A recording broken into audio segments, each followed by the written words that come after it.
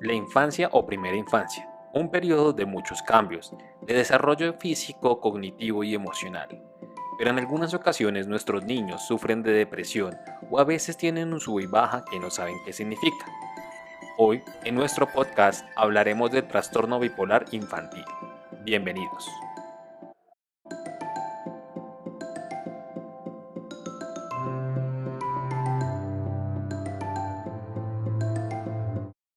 Como una pequeña introducción, el trastorno bipolar en niños es una entidad clínica poco estudiada por las controversias clínicas y diagnósticas, aunque su existencia ha sido planteada por psiquiatras y psicólogos infantiles. Para lograr una detección adecuada, evaluación y tratamiento, es fundamental un conocimiento profundo del desarrollo normal infantil, así como de la psicopatología, con el fin de realizar un diagnóstico diferencial de otras alteraciones emocionales que llevarán procesos de intervención limitados en su eficacia. Así pues, las características clínicas del trastorno bipolar en la infancia y en la adolescencia no son idénticas a las que se describen en sus adultos. En sus manifestaciones típicas se hacen más comunes conforme el niño se vuelve adolescente, con lo cual se asemeja más a las descripciones clásicas de la enfermedad. Controversias en el trastorno bipolar en niños. Carson retomó un artículo de Anthony Descott donde dichos autores enunciaban los puntos más polémicos acerca de la existencia del trastorno bipolar en los niños. El origen del trastorno bipolar radica en las variaciones del estado de ánimo, que forman parte del desarrollo normal durante la niñez y la primera infancia. Así, para algunos, los extremos de alegría y negativismo del niño pequeño serían una forma embrionaria de la depresión maníaca. El punto de vista opuesto a este solo considera estos cambios de humor como variaciones dentro de la normalidad o cuando más o como alteraciones de la personalidad y define como erróneamente la interpretación más activas como manía y de las más negativas como depresión. Existe pues un consenso generalizado acerca de la existencia de cambios bruscos del estado de ánimo durante la niñez y la infancia. La cuestión de plantearse si estos cambios se pueden considerar como promotoros o de una forma muy temprana del trastorno bipolar. Asimismo, un estudio realizado por la Universidad de Harvard, Wozniak y colaboradores durante el 1995 mencionan que los niños más con síntomas de manía son irritables, coléricos, de mal genio, energéticos, soeces, irrespetuosos y amenazantes. Presentan explosividad afectiva, relacionan la destructividad y agresión como ambas. Desatentos, insensatos, acelerados, con accesos a risas y como pueden ser llamados como el payaso de la clase.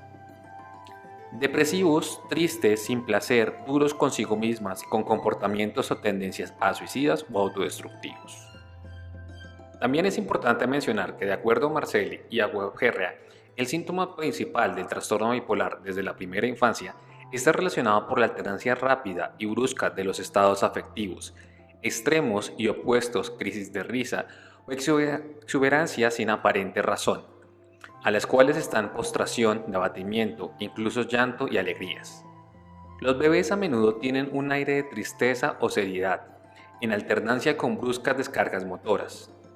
Algunos autores coinciden en comentar que los niños con trastorno o enfermedad bipolar maníaco-depresiva, como también se conoce, sufren de episodios de euforia, irritabilidad extrema, disminución de la necesidad de dormir, energía alta, sensación de que ellos buscan más a sus padres o profesores, o también de hablar muy rápido o que interrumpen, se entienden que no hablan y pues saltan de un tema a otro. Además, tienen un comportamiento hiperactivo, son impulsivos, difíciles de controlar y no responden a ningún castigo. En ocasiones, la enfermedad bipolar se confunde con el trastorno por déficit de atención con hiperactividad. Las investigaciones de Brodwin y Kovacs propusieron 4 factores que hacen difícil la identificación temprana de los trastornos bipolares. Primero, la incidencia en poblaciones clínicas y consecuentemente el bajo contacto para los clínicos. No obstante, el trastorno bipolar puede ser más común de lo que se llega a pensar. Segundo, la variabilidad o longitudinalidad y transversal de los síntomas. Es probable que los síntomas de manía sean más de manera intrínseca lábiles y es posible que haya gradientes de severidad en un episodio dado. El ánimo lábil, inestable y cambiante es poco común en niños menores de 10 años. En la niñez, la irritabilidad y beligerancia son tan comunes como la euforia. Tercero, la superposición de los síntomas de manía con otros trastornos. Por ejemplo, puede ser el TDAH, trastornos de conductas y abuso de sustancias. Es fuente de confusión diagnóstica. Los clínicos con frecuencia dicotomizan el diagnóstico y el niño con TDAH o conducta bipolar o trastorno disocial, trastorno bipolar o abuso de sustancias pueden presentar síntomas parecidos. Estos pacientes pueden tener todos estos síntomas con cogmitonancia. Y como cuarto, la conexión entre un nivel de desarrollo y la expresión de síntomas, los síntomas de un episodio maníaco, pueden ser de difícil diferenciar de las conductas adecuadas del desarrollo. Por ejemplo, los síntomas como la grandiosidad y autoestima exacerbada deben ser consideradas desde una perspectiva del desarrollo. Las características clínicas del trastorno bipolar en la infancia. De acuerdo al DSM, los criterios del episodio maníaco son un periodo diferenciado de un estado de ánimo anormal, de manera persistente, elevado, expansivo e irritable que dura al menos una semana o cualquier duración si fuera necesaria la hospitalización. B.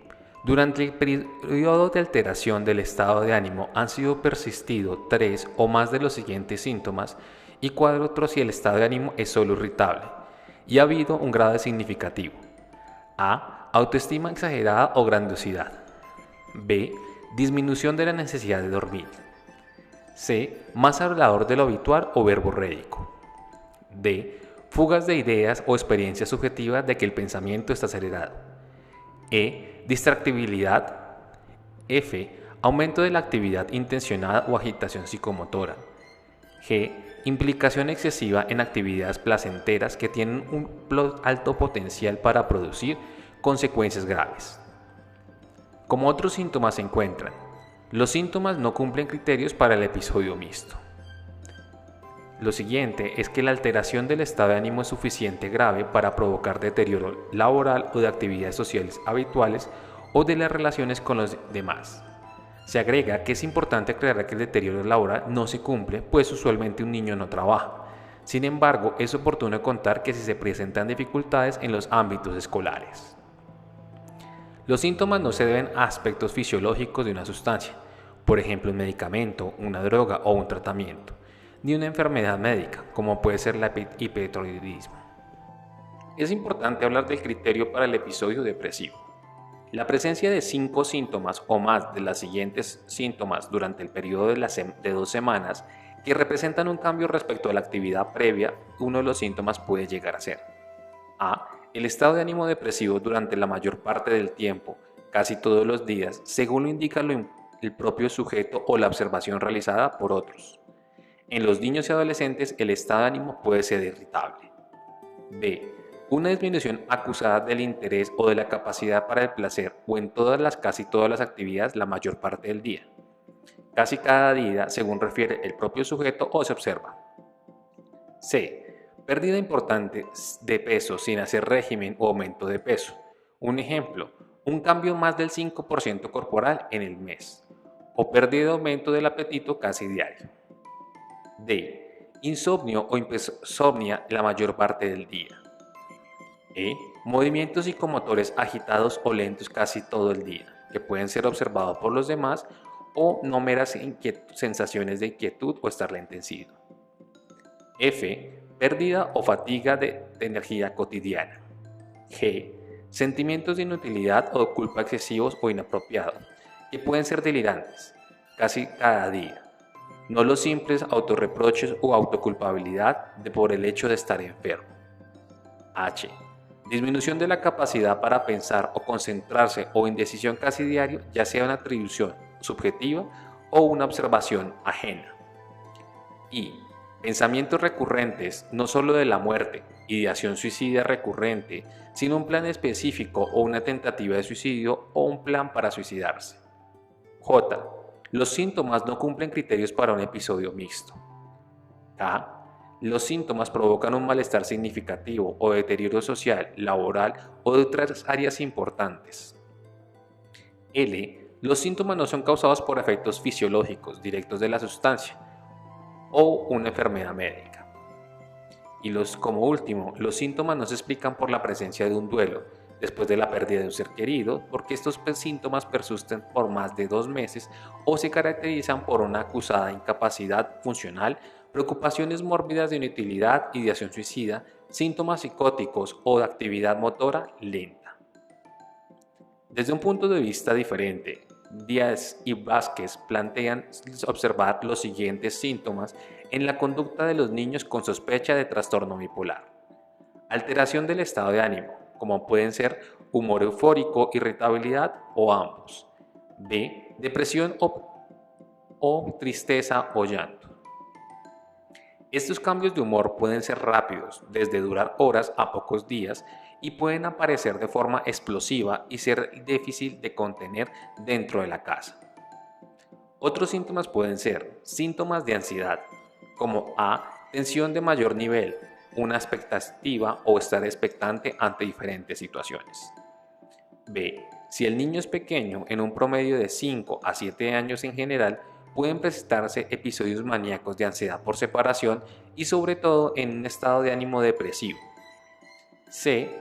Un mejor número de horas de sueño. Si predomina la depresión, no es raro que duerma mucho. Los síntomas conductuales y cognitivos. Aquí vamos a tener en cuenta la posibilidad de presencia de alguno o de los siguientes síntomas. A. Hiperactividad hasta episodios de agitación. B. Oposición y negativismo. C. Desafío a la autoridad y desobediencia. D. Problemas de atención y distractibilidad. E. Un pensamiento acelerado. F. Pueden emprender múltiples actividades que no llegan a terminar. G. Conductas arriesgadas como si intuyera el peligro y a veces la creencia de que tienen poderes mágicos, como poder volar u otras cosas. H. Conducta sexual desinhibida.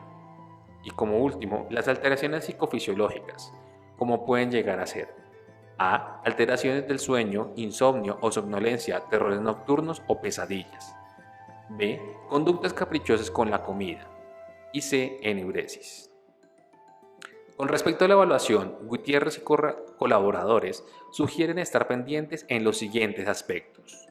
La conciencia, orientación y capacidad intelectiva. No deben haber indicios de alteración significativa. La atención y memoria. Los niños se distraen con facilidad. La atención se dirige hacia los estímulos externos de poca importancia. A medida que el episodio maníaco progresa, le resulta imposible, por ejemplo, prestar atención en la escuela. La afectividad. En el trastorno bipolar, esta área es la más afectada porque el trastorno de estado de ánimo aparece expansivo o elevado. El niño puede mostrarse atolondrado de manera inapropiada y más contento de lo que la ocasión requiere. En el caso de los adolescentes maníacos pueden hacer también tonterías de forma exagerada y mostrarse poco realistas u optimistas en exceso. Durante el episodio maníaco, estos pacientes a menudo carecen de conciencia de la enfermedad. Otra característica es la irritabilidad, con frecuentes estallidos o enfados. En el adolescente puede mostrarse oposicionista, beligerante, hostil o brusco en extremo. En el punto del curso del lenguaje y del pensamiento, el lenguaje puede volverse rápido y apresurado, hasta el punto de ser continuo e incluso a veces inteligible o difícil de seguir. El pensamiento está acelerado de manera subjetiva o aparece fuga de ideas de que el niño experimenta como ideas interesantes en la cabeza que puede ordenarlas o llevarlas a práctica. También es importante tener en cuenta el contenido del pensamiento. Hay una gran tendencia a la grandiosidad y a la autoestima exagerada, las cuales en ocasiones pueden llegar a alcanzar un tono delirante. Los contenidos irán acordes a la edad del paciente. Como un ejemplo, los niños, por ejemplo, creen tener superpoderes o creen que llegarán a una profesión relevante aunque estén suspendidos del colegio. La sensopercepción. La relativa frecuencia de aparición de síntomas psicóticos de presentación de la manía en estas edades en comparación con la edad adulta. Incluye la aparición de alucinaciones, incluidas auditivas, que pueden determinar en parte la mayor tendencia hacia el diagnóstico erróneo de la esquizofrenia. La psicomotricidad. Aparece un incremento de la actividad psicomotora. Se muestran inquietos, pasan con rapidez de una actividad a otra y el niño puede aparecer hiperactivo. Sin embargo, puede ser capaz de las diferentes tareas que han comenzado. Los trastornos de impulsos pueden involucrarse en actividades placenteras que en ocasiones conllevan a un riesgo importante, así como es posible que presenten conductas hipersexuales. De este modo, el niño puede tocar una forma inadecuada a sus compañeros o adultos, o el adolescente puede presentar, por ejemplo, conductas promiscuas.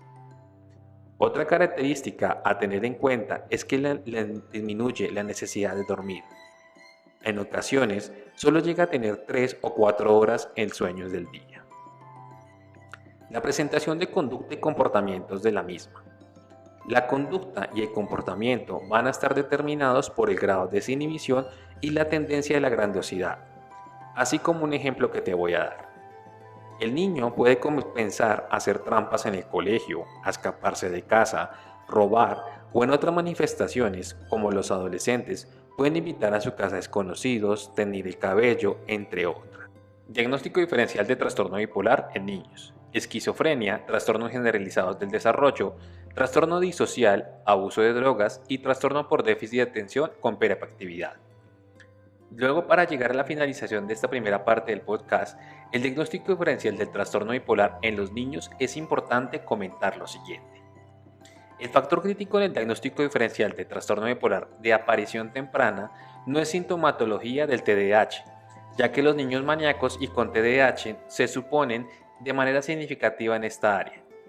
La diferencia se encuentra en la presentación del estado de ánimo y, más importante, en el historial de la regulación defectuosa del niño. Desafortunadamente, muchos niños presentan ambos problemas. Hemos llegado al final de nuestro podcast. Te agradecemos que te hayas tomado todo el tiempo completo para escucharlos. No olvides dejar tus comentarios, sugerencias y demás aspectos que quisieras saber respecto al trastorno bipolar en niños. No olvides darnos un like y suscribirte a nuestro canal.